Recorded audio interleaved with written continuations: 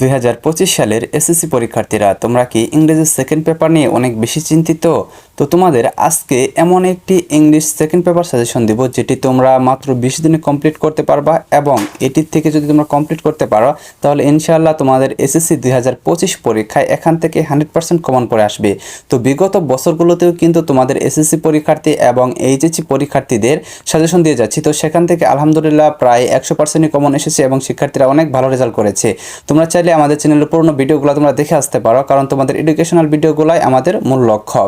তো যাই হোক, তোমরা যারা শিক্ষার্থীরা রয়েছ, তোমরা যারা আমাদের চ্যানেলটি এখনো সাবস্ক্রাইব করো নাই, তোমাদের এসএসসি পরীক্ষার সকল বিষয়ের সকল সাজেশনগুলো পেতে আমাদের চ্যানেলটি সাবস্ক্রাইব করে রাখো এবং পাশে থাকা বেল আইকনটি বাজিয়ে দাও, এবং এই ভিডিওটি তোমাদের বন্ধুদের মাঝে শেয়ার করে দাও যাতে তোমাদের বন্ধুরাও এই সাজেশনটি জানতে পারে এবং তারাও যাতে 20 দিনে এই সাজেশনটি কমপ্লিট করতে পারে, তারপর একটি ভালো রেজাল্ট করতে পারে এসএসসি পরীক্ষায়।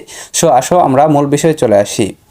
তো প্রিয় শিক্ষার্থীরা, দেখতে পাচ্ছ তোমাদের এসএসসি 2025 সালের পরীক্ষার্থীদের জন্য ইংলিশ সেকেন্ড পেপার যে 100% কমন সাজেশনটি নিয়ে এসেছি, সেখানে তোমাদের রয়েছে তোমাদের সিবি। এখানে সিবি রয়েছে মাত্র কিন্তু 10টি, অর্থাৎ তোমরা খুব অল্প সময় কিন্তু কমপ্লিট করতে পারবা। তারপরে তোমাদের অ্যাপ্লিকেশন রয়েছে মাত্র 10টি, যেটি তোমরা খুব তাড়াতাড়ি কমন করতে পারবা, মানে কমপ্লিট করতে পারবা। তারপরে দেখো তোমাদের প্যারাগ্রাফ রাইটিং, প্যারাগ্রাফ রয়েছে তোমাদের কয়েকটি, এটিও কিন্তু তোমরা খুব দ্রুত কমপ্লিট করে নিতে পারবা। তারপরে দেখো কম্পোজিশন, তো কম্পোজিশনে তোমাদের 10টি রয়েছে। তো এখন দেখো তোমাদের যদি ধরো তো টোটাল তোমাদের 20টি রয়েছে, তোমার রাইটিং পার্টে ধরো তোমাদের 20টি অপশন রয়েছে, যে তোমাদের যে রাইটিং পার্টে যে টপিকগুলা যেমন সিবি, কম্পোজিশন, তারপর তোমাদের অ্যাপ্লিকেশন, এগুলো মিলে টোটাল তোমাদের 40টি রয়েছে। তো এখন 40টিকে যদি তোমরা 2 ভাগ করো তাহলে তোমাদের 20টি। তো প্রত্যেক দিন যদি তোমরা 2টা করে শেখো তাহলে কিন্তু দেখা যাবে তোমাদের 20 দিনে কিন্তু এই সাজেশনটি কভার হয়ে যাচ্ছে।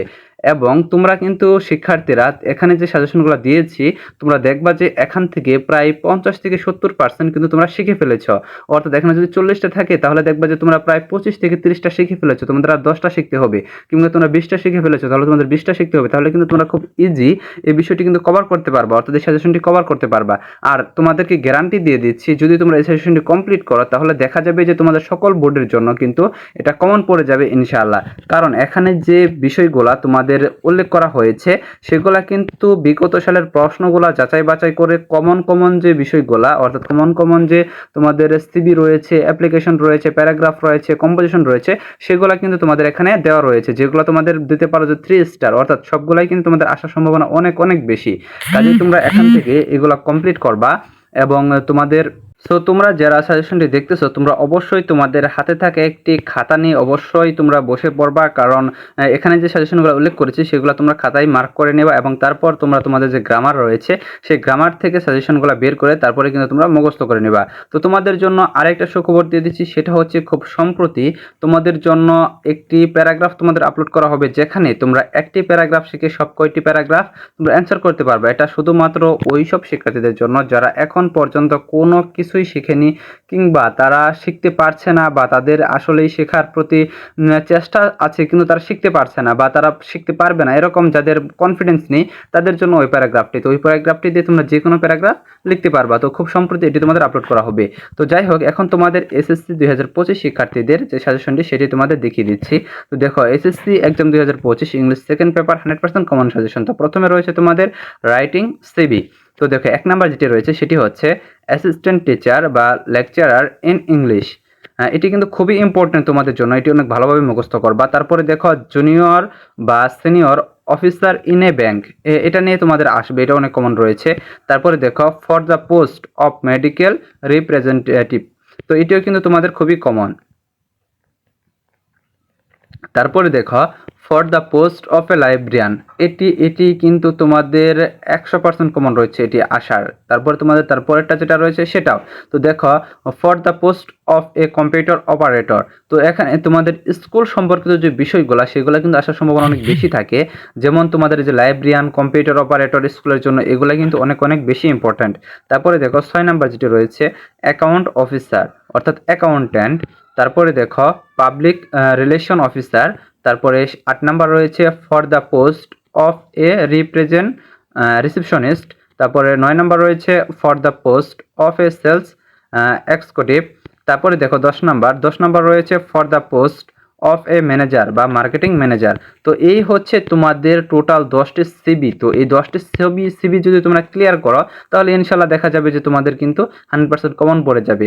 আরেকটা বিষয় হচ্ছে যে তোমাদের সিভি বলো, অ্যাপ্লিকেশন বলো, তারপরে তোমাদের প্যারাগ্রাফ বলো, কম্পোজিশন বলো, এগুলা তোমাদের শর্টকাট টেকনিক কিন্তু খুব দ্রুত কিন্তু তোমাদের শিখিয়ে দিব, যাতে তোমরা যারা এগুলা শিখতে পারবা না বা শিখতে পারো নাই শেষ মুহূর্তে তোমাদের ওই শর্টকাট টেকনিকটা কাজে লাগবে। তোমরা একটা যদি শিখো তাহলে তোমরা যে কোনো সিভি, যে কোনো প্যারাগ্রাফ লিখতে পারবা।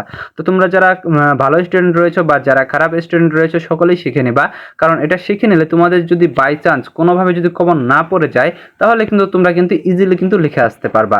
তো যাই হোক, তোমাদের তারপরে দেখিয়ে দিচ্ছি রাইটিং ফর্মাল লেটার বা অ্যাপ্লিকেশন। তো 1 নাম্বার যেটি রয়েছে দেখো, for the full free studentship. এটা বিগত বছরগুলোতে কিন্তু অনেক অনেক বেশি এসেছে। তো তোমাদের আগেও বলেছি, এখনও বলছি যে তোমাদের স্কুল রিলেটেড যেসব তোমাদের অ্যাপ্লিকেশন বা প্যারাগ্রাফ কিংবা তোমাদের সিভি রয়েছে সেই বিষয়গুলো কিন্তু তোমাদের পরীক্ষার মধ্যে অনেক বেশি আসে, সেগুলো কিন্তু অনেক বেশি কমন থাকে।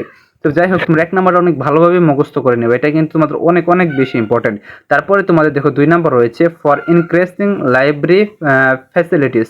তো এটিও কিন্তু তোমাদের অনেক বেশি ইম্পর্টেন্ট, কারণ তোমাদের স্কুলের সাথে সম্পর্কিত এটা। তারপর 3 নাম্বার দেখো for setting up a canteen. এটিও তোমাদের জন্য খুবই ইম্পর্টেন্ট, বিগত বছরগুলোতে এটাও অনেক বেশি এসেছে, এটাও খুবই ইম্পর্টেন্ট। এবং তোমরা দেখা যায় যে মোটামুটি এখানে যেগুলো দিয়েছে প্রায় সকল শিক্ষার্থীরা কিন্তু এটা শিখে নিয়েছো, কারণ তোমাদের ক্লাস টিচাররা কিন্তু এগুলোই তোমাদের শিখিয়ে দিয়েছে, কারণ এগুলা খুবই খুবই কমন। তারপরে দেখো 4 নাম্বার যেটি রয়েছে সেটি হচ্ছে opening A relief camp in your school campus. এটিও তোমাদের অনেক কমন রয়েছে। তারপর দেখো ইনক্রিজিং কমন রুম ফ্যাসিলিটিস। দেখতে পাচ্ছ এখানে কিন্তু তোমাদের স্কুল সম্পর্কিত সকলগুলাই কিন্তু দেওয়া হয়েছে প্রায়। তারপরে দেখো opening a debating club, English language club বা কম্পিউটার ক্লাব। এই যে 3টা বিষয় ওপেনিং, এই 3টা বিষয়ের মধ্যে কিন্তু একটা তোমাদের আসতেই পারে খুব ইজিলি, এটা কিন্তু তোমাদের ইমেইলের ক্ষেত্রেও কিন্তু অনেক ক্ষেত্রে চলে আসে। তারপরে দেখো permission to go on a study tour.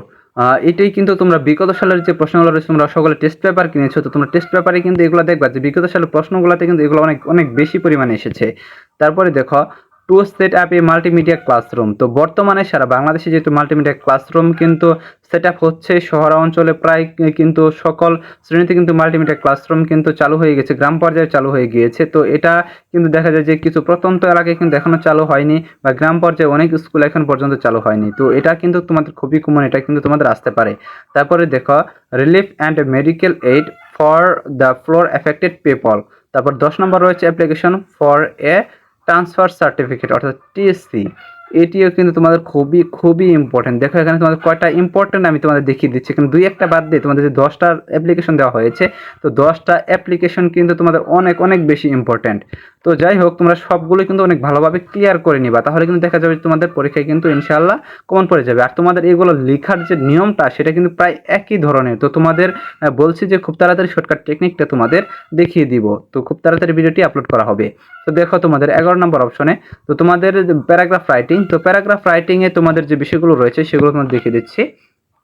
তো দেখো তোমাদের এ নাম্বার অর্থাৎ প্রথমে যেটি প্যারাগ্রাফ রয়েছে এ স্কুল লাইব্রেরি, তারপরে B number a winter morning, তারপর দেখো C number a street accident, তারপরে ডি নাম্বার ট্রি প্ল্যান্টেশন, তারপরে E number a book fair, তারপরে দেখো তোমাদের F number a street hawker, তারপরে G number a tea stall, S number traffic jam, তারপরে I number deforestation, J number হচ্ছে a winter morning, তারপর কে number হচ্ছে a day labour, তারপরে হচ্ছে তোমাদের আই নাম আই নাম্বার হচ্ছে তোমাদের এই স্কুল ম্যাগাজিন, তারপরে এম নাম্বার হচ্ছে তোমাদের লোডশেডিং, তারপরে হচ্ছে এন নাম্বার হচ্ছে আওয়ার ন্যাশনাল ফ্ল্যাগ, এবং ও নাম্বার হচ্ছে এই রিক্সা পোলার। তো এখান থেকে তোমাদের এই রিক্সা পোলার, তারপরে তোমাদের tea plantation, book fair, tea stall, traffic jam, এগুলা কিন্তু খুবই ইম্পর্টেন্ট। তো তোমাদের এগুলাই শুধু ইম্পর্টেন্ট না, তোমাদের যে কয়টা প্যারাগ্রাফ তোমাদের এখানে উপস্থাপন করেছি সব কয়টি প্যারাগ্রাফই কিন্তু তোমাদের অনেক অনেক বেশি ইম্পর্টেন্ট। তো এগুলো তোমরা অনেক ভালোভাবে পড়ে নিবা, তোমাদের কিন্তু পরীক্ষায় কিন্তু